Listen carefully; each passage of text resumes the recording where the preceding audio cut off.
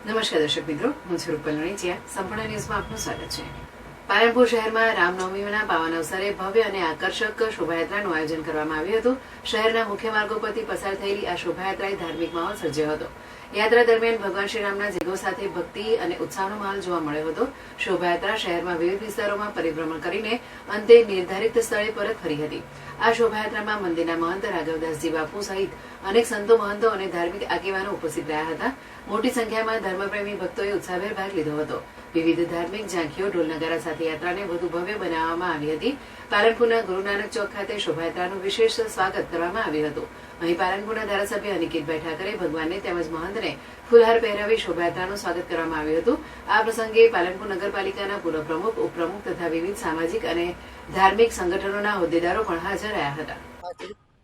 આજે શ્રી રામ સેવા સમિતિ દ્વારા રામજી મંદિરથી ભવ્યથી ભવ્ય જે શોભાયાત્રા નીકળી છે, રામનવમીના અવન પ્રસંગમાં હજારોની મેદનીમાં ઘણા બધા લોકો અહીંયા જોડાયા છે.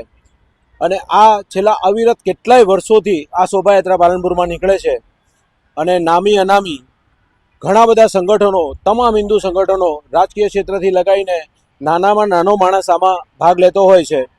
અને શ્રી રાઘવદાસ બાપુના અધ્યક્ષસ્થાને આજે શોભાયાત્રાનું ભવ્યથી ભવ્ય આયોજન કરવામાં આવે છે.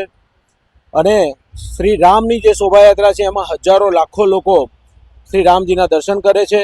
અને એક ઉમળકો એવો છે કે આ જે શોભાયાત્રા છે એમાં દિવસે દિવસે સંખ્યામાં વધારો થઈ રહ્યો છે. અને દિવસે દિવસે એમાં ભવ્યથી ભવ્ય પબ્લિક જોડાય અને બહુ ભવ્ય યાત્રાઓ થાય. જય જય શ્રી રામ.